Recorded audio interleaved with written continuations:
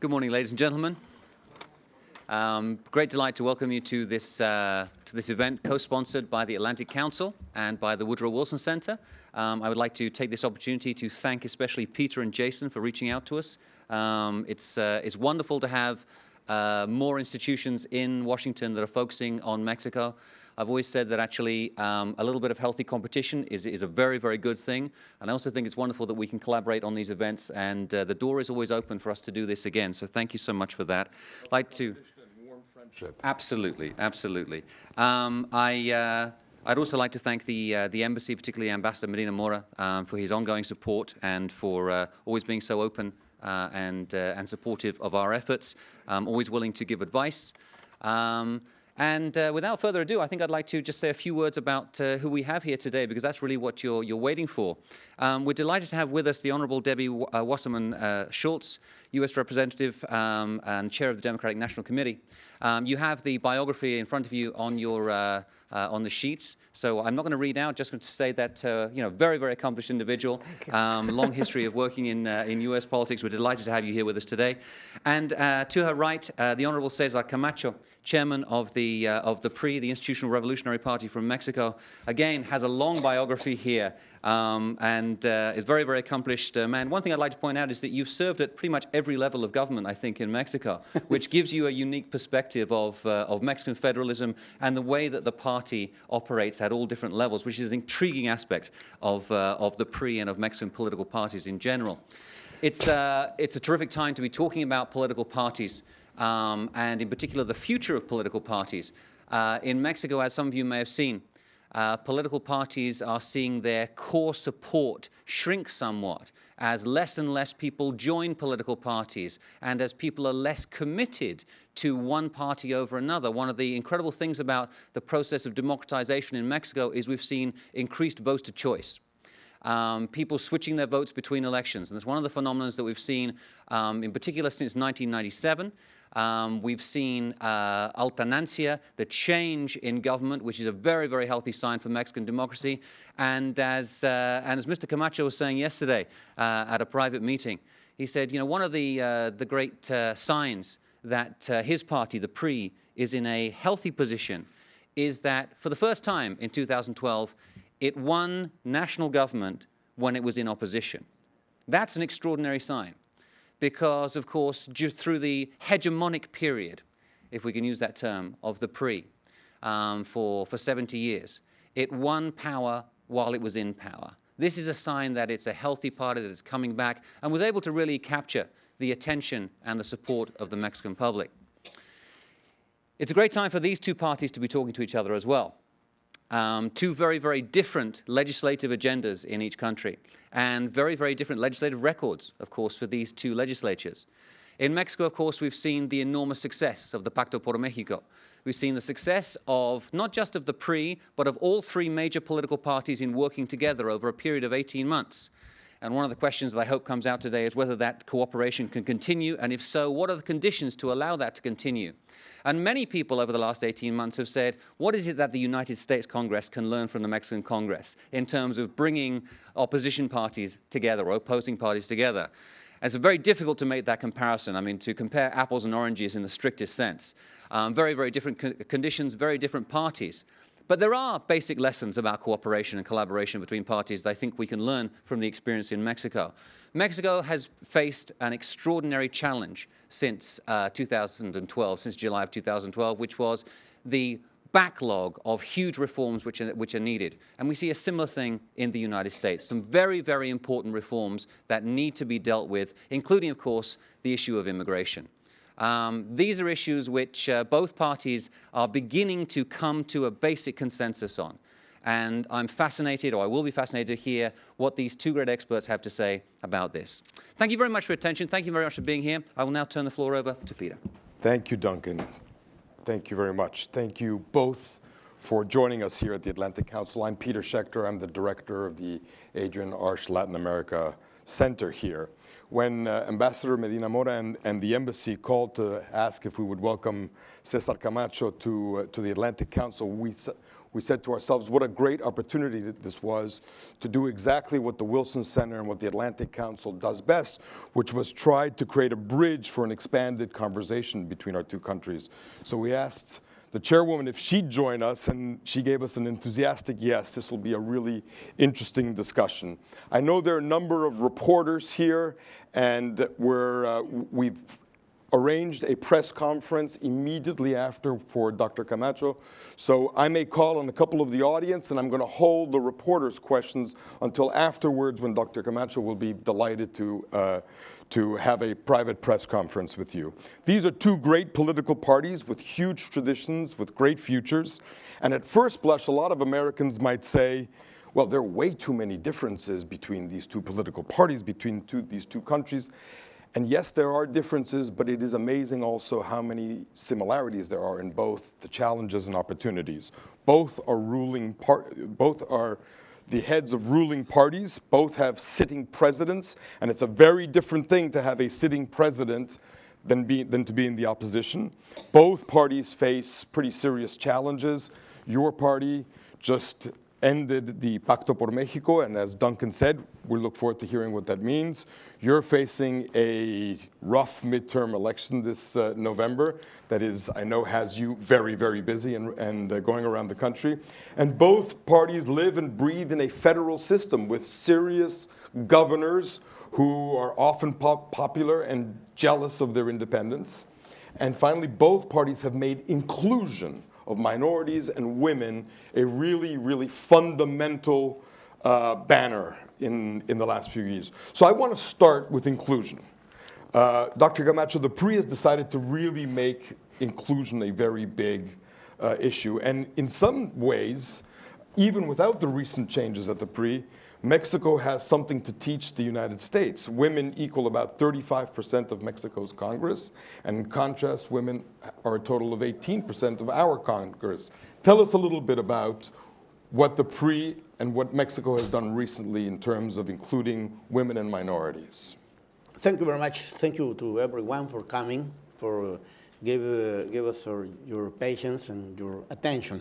First of all, I would like to stress this affirmation that the PRI was born beneath the power 85 years ago.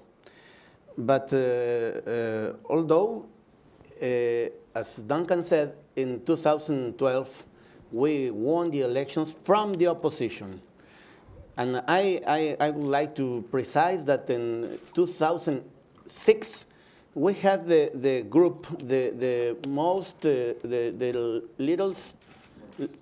smallest group in the Chamber of Representatives, the smallest in the whole history, 106 out of 500.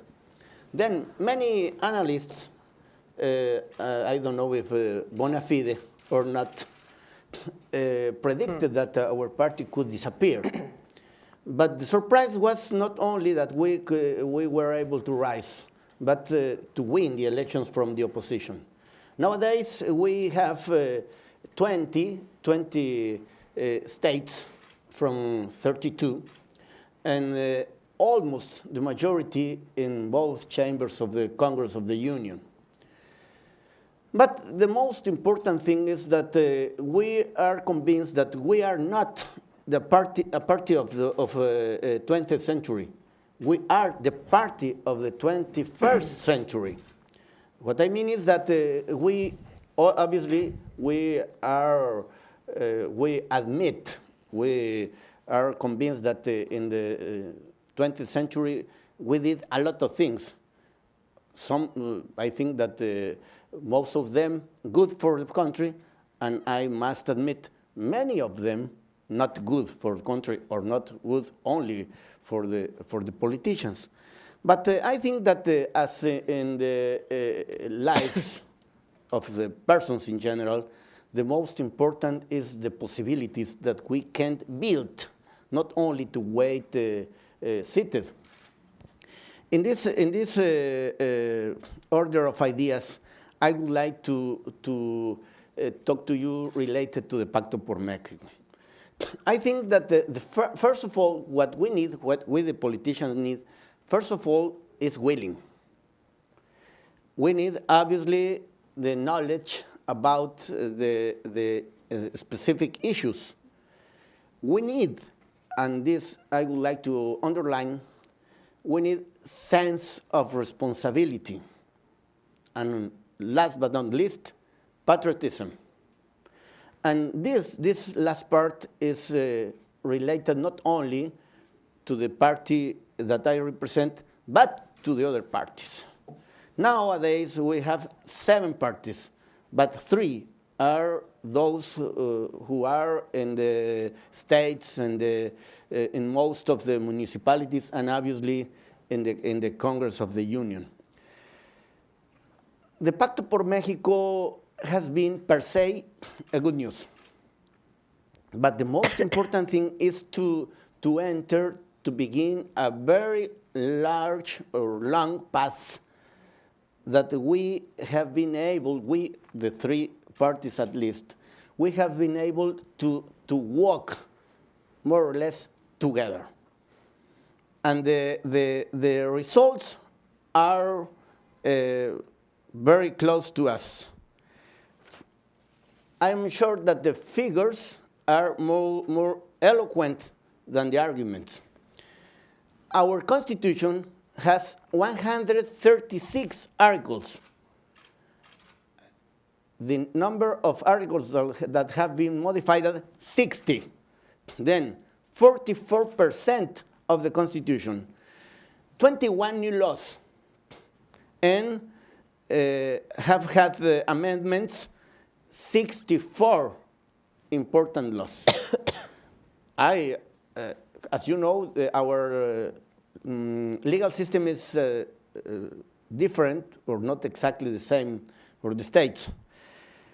Are under works all the legislation related to telecom and to the energy reform, because we have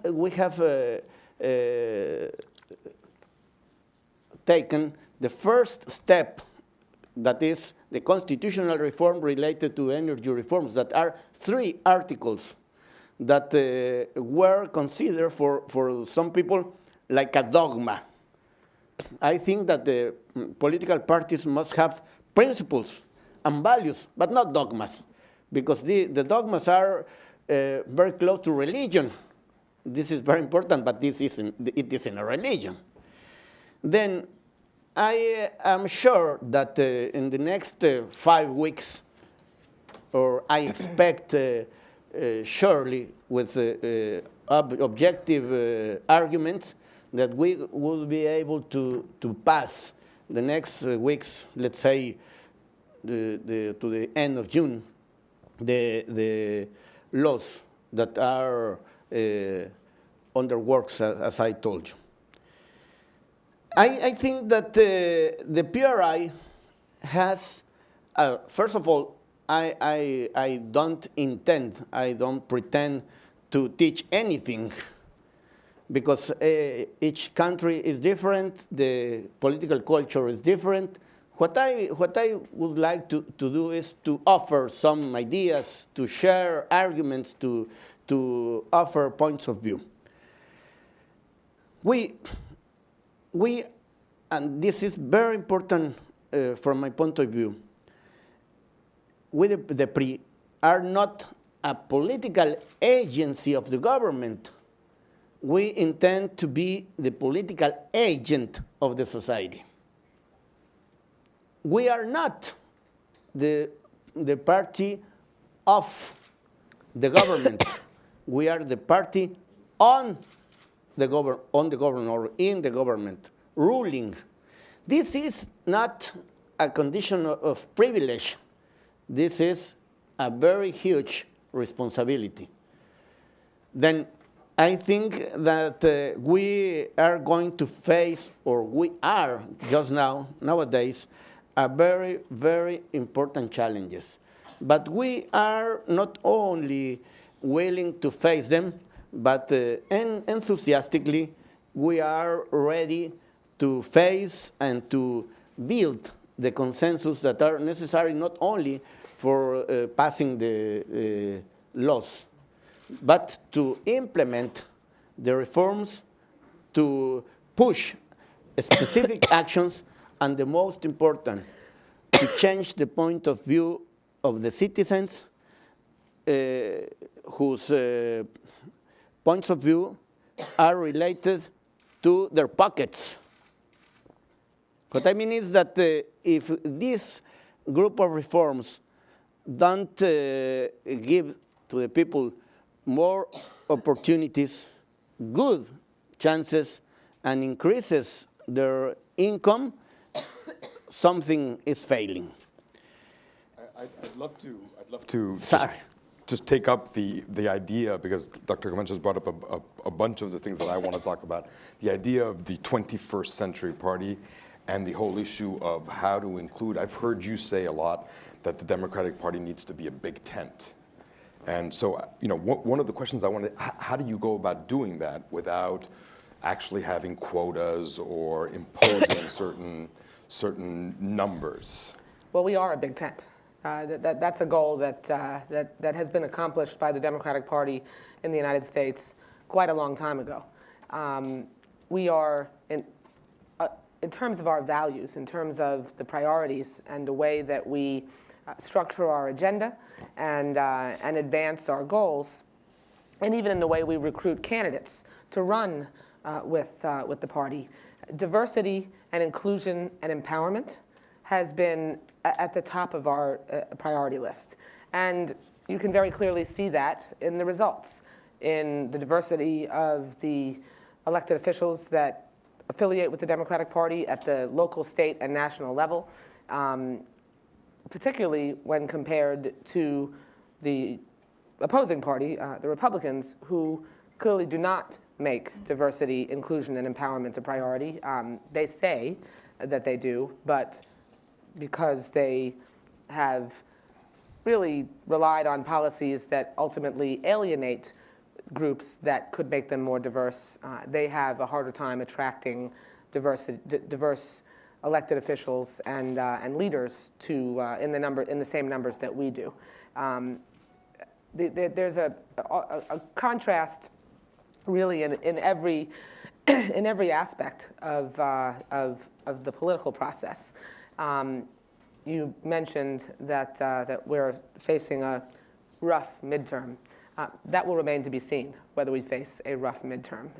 I think the Republicans also potentially could face a rough midterm, given that they've not embraced the top priorities of the American people, which are focusing on creating jobs and continuing to get the economy turned around, and really are more focused on things that would distract from that fact.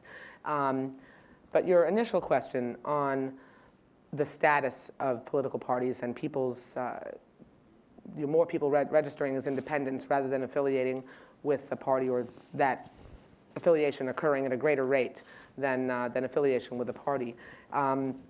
We're focused as a national party. Obviously, we have the presidency and one chamber of Congress. As a result, that gives us the ability, through the president's power, to move things within his jurisdiction. And the president, rightfully so, because he's gotten no cooperation from the Republicans in Congress, and our system requires cooperation to move an agenda forward, the way our founding fathers developed the legislative process. The president has said this is going to be a year of action, and he's acted. He's made sure that we can focus on continuing to make the economic recovery more robust, focus on job creation, focus on educational opportunities, and ensuring that more young people have an opportunity to go to college and build a ladder into the middle class. But what has been particularly disturbing, and a cause of our not being able to get some things done, as perhaps Mexico has been able to focus on, is we have such polarization right now and such division between the parties, because we only have two, that and sadly, and I know it's going to come as a shock that this is the lens through which I look, but from my point of view, the problem with us not being able to work together is that the Republican Party has taken a hard turn to the right. they have allowed the Tea Party faction of their party to essentially get a stranglehold on them, and really focused more on my way or the highway politics, and dug in on some issues that make it tougher for us to work together. Whereas in previous years, even though, and I've been in office for 22 years, almost 10 years as a member of Congress, and I've never seen a legislative process as polarized as this one. And it makes it impossible for us to move on important issues like comprehensive immigration reform, particularly when it comes to the Mexicans that have migrated here, either through legal or who are undocumented. Making sure that we that we recognize that undocumented immigrants are part of the backbone of our economy, that are simply here to make a better way of life for themselves. Both parties say that they believe that there should be a path to legal status and to citizenship. Only one party, the Democratic Party, is committed to actually moving that forward. The unfortunate thing is the other party has been an obstacle. And then on voting in particular, there is a very serious difference. Democrats have focused, and we've had a national focus through our voter expansion project, which is focused on not just protecting the right to vote, but getting more people registered if they're eligible, and making sure we can turn them out and ensure their vote is accurately counted. The Republicans actually have had leaders of theirs say out loud that they do better in an election when fewer people vote. And to just give you a sense of how they've put that idea into practice, in 2012, there were 180 restrictive bills put forward by Republican leaders in states across the country in 41 states. In 2013, 92 bills that restricted voting rights and access to the ballot in 33 states. We're focused as a party on giving more people the opportunity to cast a ballot. And if you think about it, going all the way back to the Founding Fathers, more than 1/3 of the amendments to the United States Constitution have had something to do with expanding voting rights. More than 1/3. I think if we had the Founding Fathers sitting in the audience today, and we asked them if they had what they thought about their initial pass-through on access to the ballot, they would probably not grade themselves as high as they would like, because they got some things wrong. And we've been focused, because we are so committed as a country, as a democracy, to access to the ballot and people expressing their right to vote and who should represent them in the Congress and across the country, that we've focused on expanding the right to vote, while unfortunately our counterparts seem hell-bent on constricting people's right to vote, because for some reason they think they do better when there are fewer, when the electorate is not as diverse. Right. I wanted to get back to this because I think the Congresswoman has brought up, we are suffering in America a real moment of extreme polarization. And you have just given the world a real example of how political parties can come together. You've listed the number of changes in the laws that you've done in the last 16 months, and I think it's certainly a very, very impressive thing. Now, one of the political parties has pulled out of the pact, and so can you give us a sense of what you foresee for the future? I mean, will this list of legislative accomplishments be able to continue into the future? First of all, it's important to underline that the sense of opportunity, the timing is very important to make decisions. Then I think that it was a very, very important decision that the Pacto por México could have been signed the second day of the term of President Peña, exactly December 2nd of 2012. Right. I think that this so-called democratic bonus is every day is losing a bit of this bonus. Then it's very important to begin with this kind of agreements. Now that virtually the Pacto por México has been concluded, because nobody has declared its death, what I have suggested is something like this: paper agreement, pay-per-view. Each agreement must be built, and if it's possible, go on. Then what I expect is that every day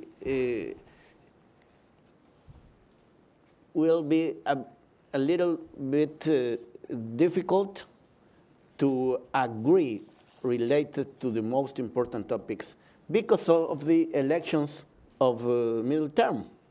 We will go to elections in June of next year. 2015. Yes, then, yes, 2015. And obviously the elections change the mood of the politicians. But I expect that we could be ready to pass some of these. That this election in 2015 is the first election in which members of Congress can be re-elected. No, not this time. This is, there was an agreement that the re-election begins or will be enforced from 18. Exactly, because with the argument that the legislators that have passed don't take advantage of this new decision. Right. But it's important to precise that we have adopted this historically difficult political institution that is the re-election. But I would like to say 3 words related to the new attitude, the new decisions of my party related to young people and women. We have a lot of women in the Congress, but we need much more women. That's the reason why President Peña has suggested, has sent an initiative to the Congress that has been adopted, has been passed, that in the next election, just that of 15, will be 50% of candidates women. And obviously, a lot of youngsters. And if someone is a woman and young, I think that has the candidate in the pocket. But it's very important to precise that we have decided to teach very, very well taught to the new people of our party. By the way, nowadays there are simultaneously 2 groups from all over the country in balance 10 by every state, that online and every month, every 1 weekend per month, they go to Mexico City, and the teachers are not only specialists, but the ministers of the President Peña cabinet. What we are decided to is to teach, to form a kind of a new generation of priistas that could be in better conditions, not only to represent in formal terms, but with efficiency, with the best tools that are obviously the knowledge about economy, law, commerce, migration, because we are absolutely convinced that we must adopt this kind of affirmative actions, because we need to admit that historically, culturally, the women don't have the same opportunities if we let them, let's say, free, or that to follow their luck. I think that many of them won't have luck. Then we have to push in a certain way for this measure. Action. Right. Right. I was just going to say, you know, in our country, Congress has a, what is it, Congressman, 90% re-election incumbents? More than that. So perhaps you can give us some tips about how I mean it. I mean the whole issue of constituent services and things like that. About how do incumbents keep getting re-elected in our Congress? You know, the dynamic that exists, which has been persistent throughout at least modern political history, is that even when the American public detests Congress, they like their own member of Congress. And the re-election rate has essentially remained relatively high because we have single-member districts where you're representing, you know, one defined area with a particular population. Generally, you're from that area. You spend a lot of time as a member in front of community groups and the constituent service. Woe to the member of Congress or elected official that develops a reputation for ignoring the needs of their constituents or being considered non-responsive. So for us, we have, you know, district offices in which we have staff who will help constituents cut through red tape that you know, amazingly gets in the way sometimes of Americans being able to interact with their government and get the things done that will ensure that their life can proceed. And so that's a role that members of Congress and our staff often play, is trying to help cut through that red tape. And he'll be right back. Sure, and make sure that we can help them maneuver through the challenges of dealing with a very large bureaucracy sometimes. I want to go back for a moment, though, to the issue of cooperation, because, you know, what I have said for all the time that I've been the chair of the party is that it's really so important that we try to set aside the my way or the highway politics. Focusing on principle and the principles around which your party is organized is important. But everything isn't principle. And that's wisdom that I've had to learn through all the years I've been a legislator. And it was advice I got right when I was first elected 22 years ago. Sometimes a question comes down on your preference. You know, we all have to make decisions to go against our preference in order to achieve a greater goal and come together. So you make compromises on your preferences. You never sacrifice or compromise principle. And unfortunately, right now, we don't have enough people on the other side of the aisle, from our point of view, that are willing to come together and forge common ground. We could get to some common goals. But the other issue, Peter, is that almost every election cycle, when the numbers are this close, I mean, we have to pick up 17 seats to win the majority. When I was first elected to Congress 10 years ago, we had to pick up 15 seats to win the majority. When the numbers are this close, the stakes are very high. So compromise, too much compromise. And I think, unfortunately, given the appearance that the other party has actually made progress and potentially reinforced their likelihood of success, is something that you know, perhaps political leaders don't have an interest in seeing happen. And by the way, I want to acknowledge the ambassador and thank you very much for your service and, you know, your country's really incredible relationship. I have traveled to Mexico as on an official congressional delegation trip, been to Mexico City, and I have, you know, many Mexican-American constituents, and I want to thank Ambassador Marshall also for asking me to participate, and thank you, Peter, as well. Pleasure. Let me just ask you quickly, because I know this is one thing that Mexico has in the recent electoral reform, the issue of campaign finance. I know that this has been a tough issue for those of us who think that there has to be some type of control in the money pouring into campaigns. How do you see that issue progressing here in the States?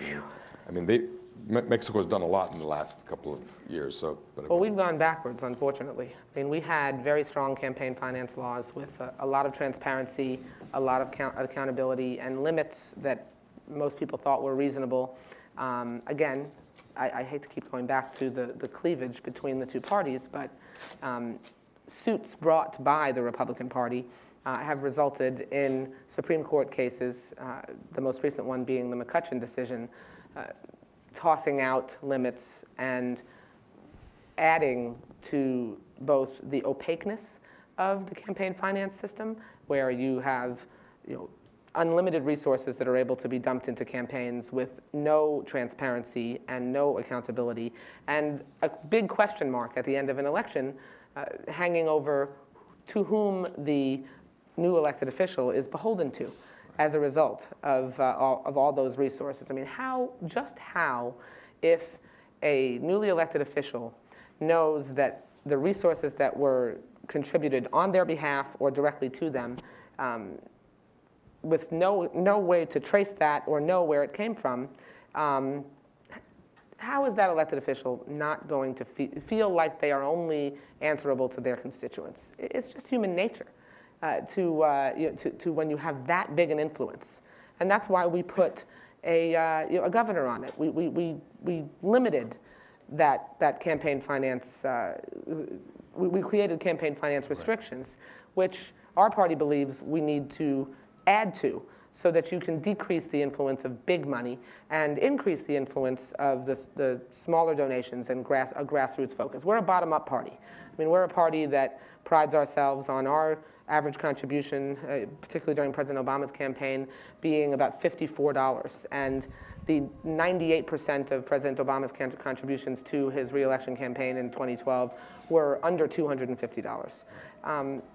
This between Citizens United and the McCutcheon decision and potentially future decisions, it's really upended our campaign finance system and really been damaging to our democracy.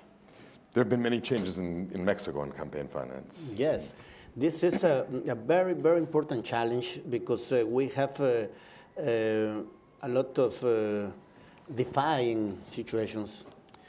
We have decided, and I am afraid that the people in general are not, or they don't like this financial system, because 90% of the resources that the parties manage come from the budget. Then they say the democracy is very expensive. But not only expensive, but because as in many parts of the world, politicians and political parties, we are not in our best moment. Then they say it's very expensive, but this measure that has been taken several years ago has avoided or has intended to avoid the dangerous and illegal support of the campaigns. So you have they have public financing? Yes, okay. 90%. Wow. Only 10% come from the pockets of the persons. But much more, we are absolutely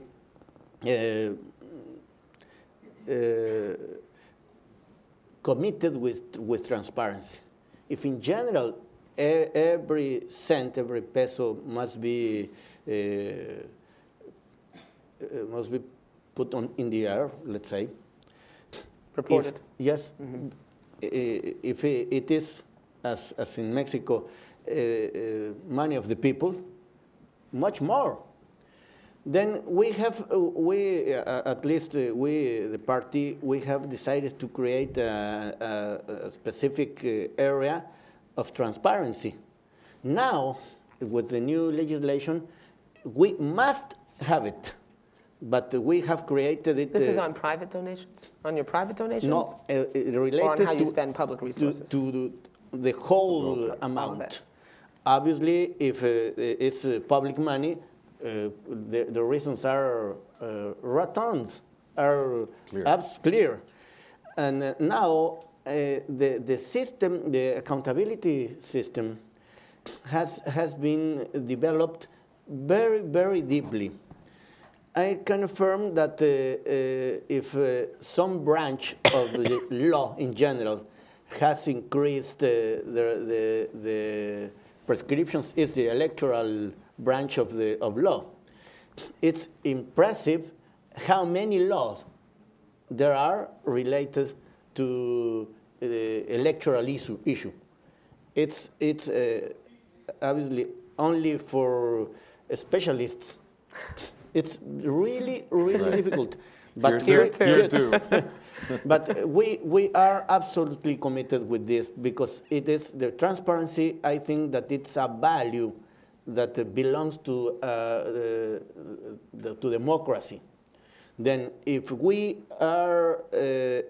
need to be close to the population, to the citizenship, we need to be absolutely transparent, not only related to incomes, but to the applying of these resources that are mainly, as I told you, from the budget.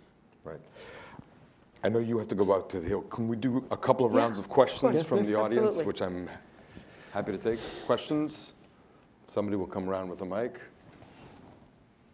Mr. Wasserman, And if you could say who you are. thank you. Are you a journalist? Yes, I am. But she's she's leaving. She's leaving. That's why I'm taking advantage of that. And you were talking, Ms. tell me who Wasserman. you My are? name is Armando Guzman. I'm with Univision and TV Azteca, both. you. You were talking about voting rights in the United States, and I wonder, what kind of an effect do you think that the decision, the recent decision in Wisconsin by Judge Lynn Adelman will have on suppressing or ending all these laws that are impeding many people from voting around the United States? That was a recent decision, but mainly What was the are decision? trying to I'm not- eliminate a problem that, according to the judge, does not exist. All right, I'm I'm not going to take a couple of questions all at the same time. Please, I'm just not familiar with that judge's decision. So what was it surrounding? Was it a photo ID? It was The photo ID legislation? Okay, I'm happy to answer that. Thank you. My name is Jeannie Nguyen with Voice of Vietnamese Americans. I'm a nonprofit. I'm not the VOA. So thank you, the Honorable Camacho and Congresswoman Wasserman. My question has to do with the people that you're serving, because I believe both parties, the Democratic parties and your party from Mexico, have presented that you focus most on the people. And so my question has to do with the job situations. Mexico is a partner of the TPP, and Vietnam is also a partner of the TPP. So I'm asking what you think about the NAFTA, the minimum wage, the union labor laws situation that we're trying to present a level playing field in the US, and how does that tie in with our immigration laws in Congress, Congresswoman? Thank you. Thank you. I'll take one more question. Gentleman there. Yes, hello. This is a question for Dr. Could you Camacho. identify yourself, please? Huh? Your name, please. My name is Björn Arp from Aparicio Arp and Associates, a local firm here in the field of human rights and international law. My question is for Dr. Camacho. You said that your party is very concerned about the empowerment of women and the presence of women. What comments would you have in regard to the fact that there's a situation in Mexico of one of the leading members of your party who's currently sequestrating, withholding 3 children that he had with a French lady, and who's now living in France, and where he's intensely doing all sorts of steps in order to hold these children back in Mexico and separating them from the mother. I'm referring to Mr. Arturo Montiel.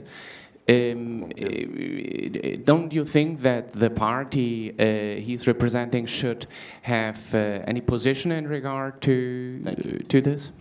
Great. Thank you. So why don't we take those 3 questions, the issue of voting rights, photo ID, how does our international trade agreements affect wage issues across borders, and then there's a specific question about Mr. Montiel.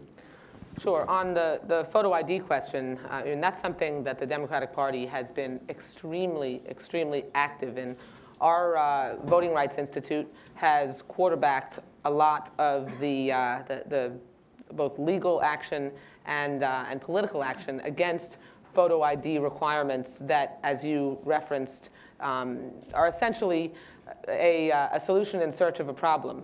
What Republicans in more than 40 states have done is used the flimsy excuse of ballot fraud, which even under George W. Bush's administration, and I sat on the Judiciary Committee during that time, showed that less than 2% of the ballots cast had any question mark hanging over them related to fraud. It was not an overwhelming problem that required a solution that essentially disproportionately impacts women and minorities. And I'll give you just an example related to how requiring a photo ID affects so many women in the United States, me being one of them.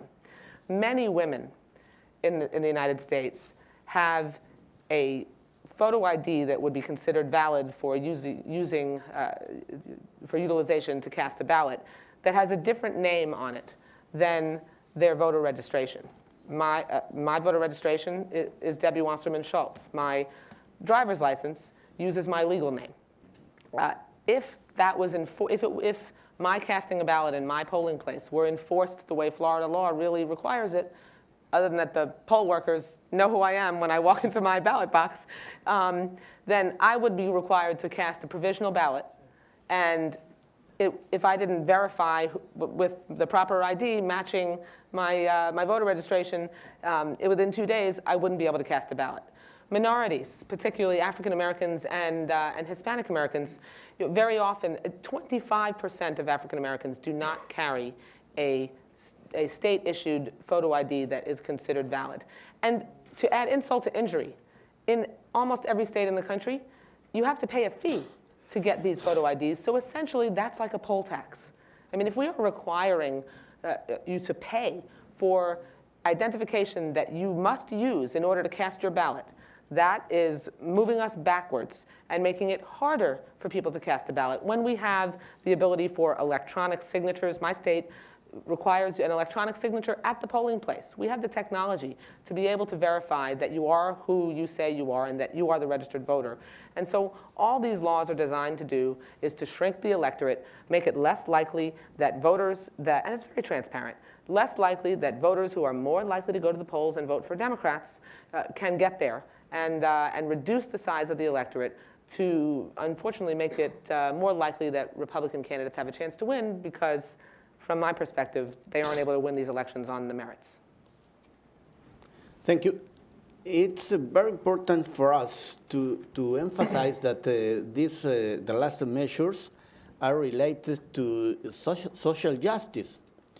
After 20 years of NAFTA, we are absolutely convinced that the government at that time made a very, very good decision. But as in the life in general, every day these flaws.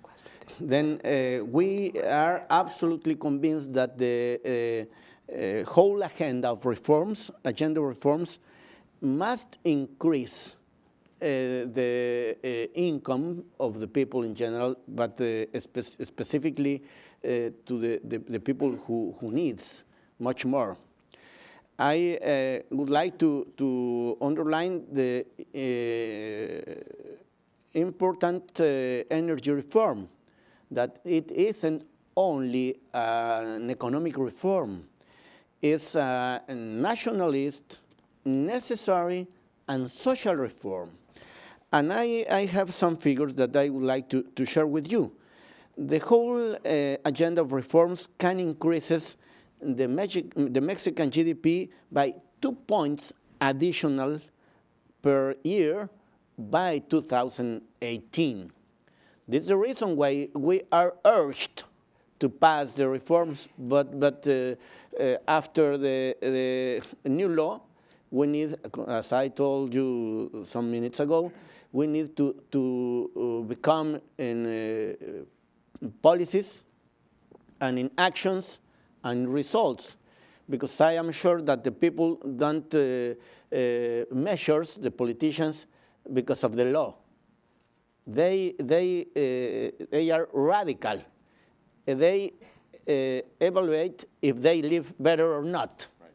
Then, related to the second question, I support every law, treatment, or any measure, legal measure related to the protection of the people that in prima facie are not very well protected.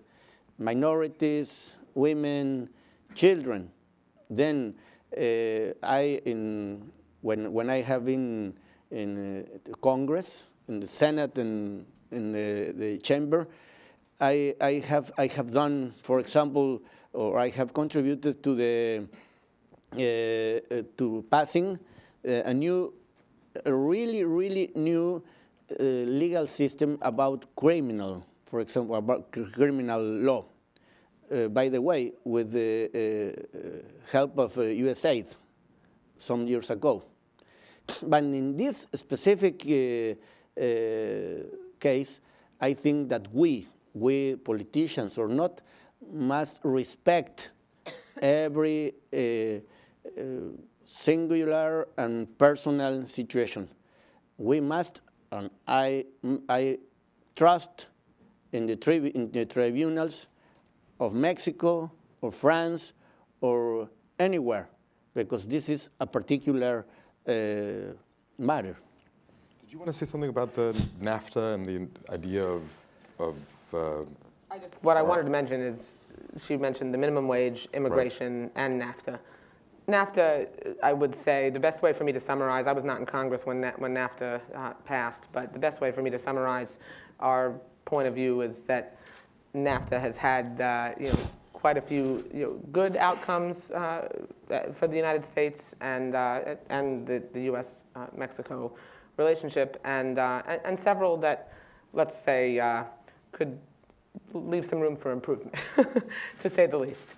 On the minimum wage, I think the party's differences here in the United States is very clear. The Democratic Party is for an increase in the minimum wage. No one who works full-time should have to be on government assistance, and far too many of our minimum wage earners are in that situation, and we should increase the minimum wage to $10.10, which more than 70% of the American people agree with.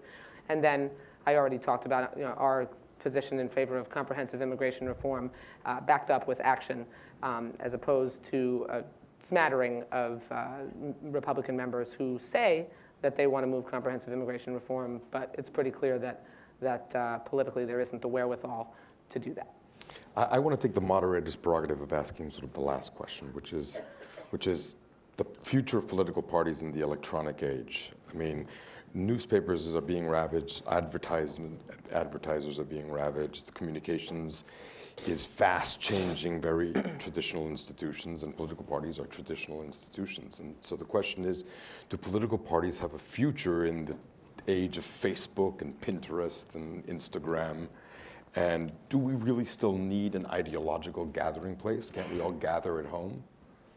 I'll let you go first. Well, I'm proud to say that over the last decade, the Democratic Party was ahead of the curve, far ahead of the curve. In fact, we pioneered and innovated, beginning with probably Howard Dean's chairmanship, through President Obama's two election cycles as a presidential candidate, the idea that yes, you do need a gathering place. You need, each candidate, I think, needs a core set of values, principles, and an agenda around which to organize. And that's what the National Party provides. Our focus at the Democratic Party is on allowing for our commitment to expanding access to the ballot, to use technology.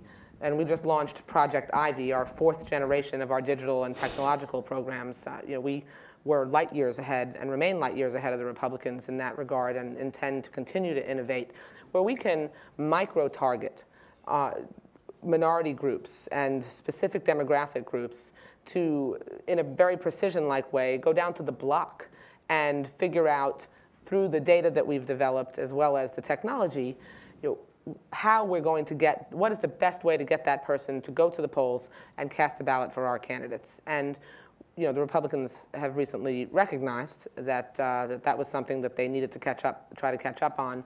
So we're very committed to the next generation of development of those tools.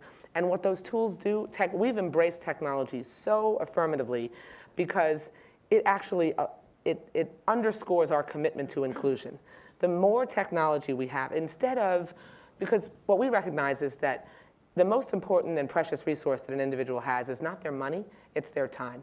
And for me, as a busy working mom trying to juggle 3 kids and these two full-time jobs that I have as a member of Congress and the chair of our national party, I know that, for example, when my daughter's elementary school PTA, the Parent-Teacher Association, calls me and asks me to write them a check for the bake sale or to staff the bake sale table in the cafeteria, the check is easier than finding the time to staff the bake sale table. Same with if we need our volunteers to come down and do phone calls for GOTV.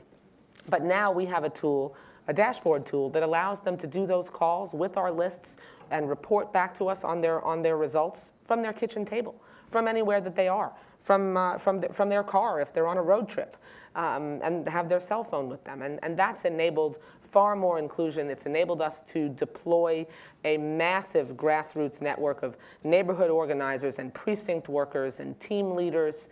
And so as a result, that's why we've been able to really, I mean, just to give you an example of the difference, in Ohio, the Saturday before the election, I remember the Romney campaign sent out a press release about how they had knocked on about 75,000 doors in Ohio that Saturday before the election. And we didn't brag about the fact that we had knocked on 300,000 that same day.